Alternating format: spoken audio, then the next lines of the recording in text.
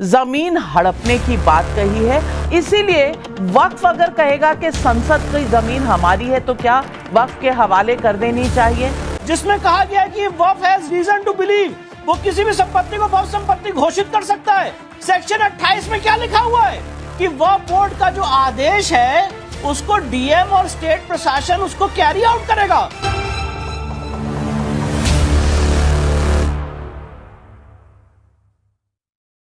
जमीन हड़पने की बात कही है और मेरा सवाल सिर्फ इतना है कि वक्फ की जमीनें कहीं भी किसी को भू माफिया के हाथ नहीं जाना चाहिए, लेकिन अगर भू माफिया कुछ करती है तो इस देश में कानून है, अदालतें हैं।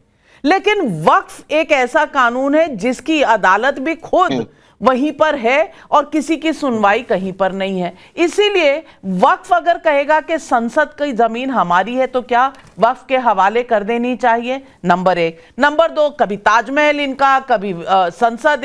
वक्फ के पास ऐसा कोई पावर नहीं है, कोई भी जमीन ले सकती है। आप ही ने बताया नाविका जी, ताजमहल पे उन्होंने क्लेम किया, क्या मिला? उनको कहा कि आप नहीं क्लेम कर सकते हो। ऐसी कोई पावर नहीं है। लेकिन बीजेपी, ओवैसी साहब और अजमल साहब इसे पोलराइज कर रहे, बीजेपी की मदद करने को महाराष्ट्र के लिए। दूसरी चीज से मैं अपनी बात समाप्त करना चाहता हूं। वक्फ बोर्ड की जो कानून है उसमें अमेंडमेंट की जरूरत है। ये नहीं हो सकता कि 9 लाख करोड़ का जो टोटल की वैल्यू की जो जमीन है उसका जो पैसा या रेंट है कुछ लोगों के पास जाए, सारे मुसलमानों के जाना चाहिए। इसके लिए एक सीरियस डिबेट होनी चाहिए, ना कि टेलीविजन पर आकर हम कुछ भी बोल दे। और कमाल है, 1984 में अगर 123 प्रॉपर्टीज इंदिरा गांधी देती है तो पोलराइज बीजेपी करती है। 2013 में मनमोहन सिंह की सरकार 123 प्रॉपर्टीज देती है तो पोलराइजेशन शहजाद पूनावाला की पार्टी करती है। आप अपने गरबा में तो झांक कर देखिए कि कोर्ट कि आज बात यहां तक आ गई कि संसद की जमीन पर भी दावा हो गया। अब जो देश का संविधान है कहां बचेगा और क्या होगा देश के संविधान को अगर जिस जमीन पर संसद बैठा है वहीं सांसदों को किराया देना पड़ जाए? नाविका जी, आप सबको ने मेरा नमस्कार।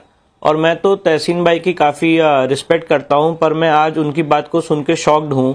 वो कह रहे हैं कि वक्फ एक्ट में ऐसी कोई पावर ही नहीं है कि वक्फ को असीमित अधिकार दिए गए।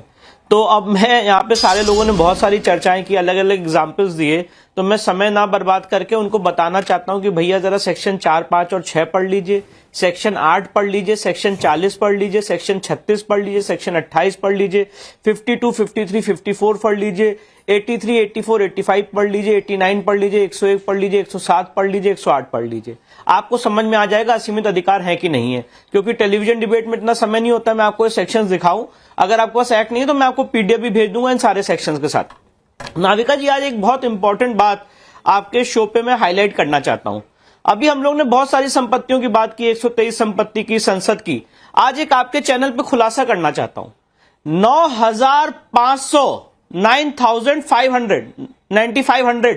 संपत्ति ऐसी हैं जो इस समय केंद्र सरकार के कब्जे में थी। वो सारी संपत्ति राजीव गांधी सरकार ने 1984 में वक्फ एक्ट 1954 में अमेंडमेंट करके वो सारी संपत्ति वक्फ बोर्ड को दे दी थी।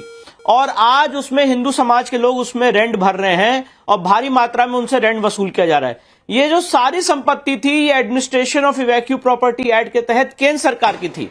और आज केंद्र सरकार ने वो सारी संपत्ति दे दी वक्फ बोर्ड को, जो एक धर्म के नाम पे बना हुआ बोर्ड है, जो केंद्र सरकार के अधिग्रहण में, उनके कस्टोडियन में संपत्ति थी। इसके बारे में कोई बात क्यों नहीं हो रही है भाई? सेक्शन 108 वक्फ एक्ट पढ़ लीजिए। तहसीन भाई, आप कह रहे हैं असीमित अधिकार नहीं है। मैं पूछना चाहता हूं तहसीन भाई से, किस अधिकार के तहत, किस पावर के तहत जो एडमिनिस्ट्रेशन ऑफ इवैक्यू प्रॉपर्टी एक्ट 1950 के तहत संपत्ति आती थी, केंद्र सरकार की संपत्ति थी, वो कैसे सेक्युलरिज्म की धज्जियां उड़ाते हुए आपने वक्फ बोर्ड को दे दी और तब कोई बात नहीं हुई? आप कहते हो असीमित अधिकार नहीं है। नाविका जी, जरा इनको सेक्शन 40 पढ़ाइए जिसमें कहा गया है कि वक्फ हैज रीजन टू बिलीव, वो किसी भी संपत्ति को वक्फ संपत्ति घोषित कर सकता है। नाविका जी, इनको सेक्शन 28 पढ़ाइए। सेक्शन 28 में क्या लिखा हुआ है कि वक्फ बोर्ड का जो आदेश है उसको डीएम और स्टेट प्रशासन उसको कैरी आउट करेगा, उसको इंप्लीमेंट करेगा। मैं पूछना चाहता हूं तहसीन भाई से, ऐसा कौन सा आप तो लॉ नोइंग पर्सन है सर, आप मुझे बताइए ऐसा कौन सा प्रोविजन, ऐसी कौन सी पावर किसी और समाज के लिए है? पहली बात। और अगर है आपके साथ एग्री करता हूं कि ऐसे कानून को खत्म होना चाहिए। मैं इनसे पूछना चाहता हूं सारे पैनलिस्ट से, जरा बताएं भैया, वक्फ शब्द संविधान में कहां यूज किया गया है? Navika ji, Waqf is not an entry. List 1, list 2, list 3, इन तीनों एंट्रीज में वक्फ शब्द ही नहीं है। सिर्फ और सिर्फ कंकरेंट लिस्ट में 28 नंबर की जो एंट्री है उसमें आता है कि चैरिटेबल ऑर्गेनाइजेशन के ऊपर पार्लियामेंट कानून बना सकती है। टेक्निकली अगर बात की जाए तो वक्फ के ऊपर कानून ही नहीं बनाया जा सकता था। पर चलिए, अगर अपनी बात को आप स्ट्रेच करते हैं, खींच के लाते हैं, तो आप जो 28 नंबर एंट्री है लिस्ट 3 की, कंकरेंट लिस्ट की, उसके तहत आप बड़ी बात कह रहे हैं विष्णु जैन जी। अबू आजमी जी कह रहे हैं कि सबको किराया भरना पड़ेगा, तो किराया क्या जीएसटी के साथ भरना शुरू कर देना चाहिए? 37 एमपी आए हैं जीत कर, सारे सांसद हैं, अब किराया दीजिए, क्योंकि संसद की जमीन वक्फ की हो गई, जहां रुमाल रख दिया वो वक्फ की प्रॉपर्टी हो गई। और मेरे फ्लैट की शहजाद पूनावाला जी बात मत करिए, जमीन पर नहीं है, फ्लैट है दूसरे मंजिल पर, हवा में लटक रही हूं, हवा भी क्या वक्फ की हो जाएगी? अनुराग भदौरिया जी। देखिए नाविका जी, आपने सही बोला कि संविधान बचाने की बात करते हैं हम लोग, सच में तो संविधान बचाने की बात करते हैं, और संविधान बचाने की हम लोग हमेशा उसके लिए लड़ाई लड़ते हैं। जेपीसी बनाई गई है ना, ज्वाइंट पार्लियामेंट कमेटी क्यों बनाई गई है? इसलिए बनाई गई ना कि सच का सच, दूध का दूध, पानी का पानी हो जाए। भाई भारतीय जनता पार्टी तो नजूल का ही बिल उत्तर प्रदेश में लेके आई थी, उसको भी वापस जाना पड़ा। क्यों जाना पड़ा? क्योंकि हम चाहते हैं कि सच सामने आना चाहिए। भारतीय जनता पार्टी कहीं जमीन कब्जा तो नहीं करना चाहती हर जगह, क्योंकि भूमाफिया तो आजकल इधर ही दिखते हैं।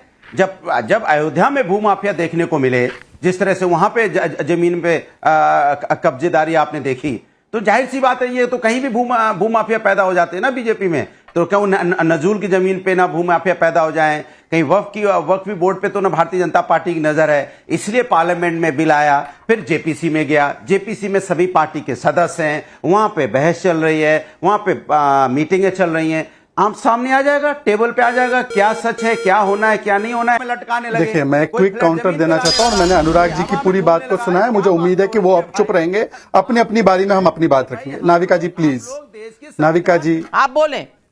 नाविका जी प्लीज डिस्टर्बेंस बंद कीजिए ताकि एक सार्थक चर्चा। हाँ देखिए, इन्होंने अभी बोला कि जेपीसी में विश्वास नहीं है।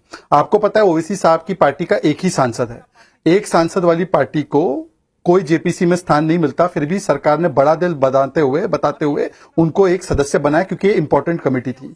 और जेपीसी का सदस्य होते हुए वो जाकर भड़का रहे लोगों को।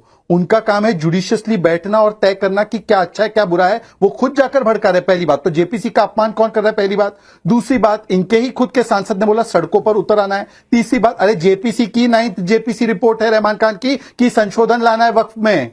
अनुराग जी लबड़ा मत करिए, पढ़कर आइए कभी डिबेट में। ये केवल जीभ हिलाने से, आप बुद्धि भी थोड़ा हिलाइए कभी। आपकी केवल जीभ हिलती है, और जीभ और बुद्धि का कोई कनेक्शन नहीं है आपका। जीभ और बुद्धि का कोई कनेक्शन नहीं है, आपकी जीभ अपने आप हिल रही है, बुद्धि से कभी मिलती नहीं है।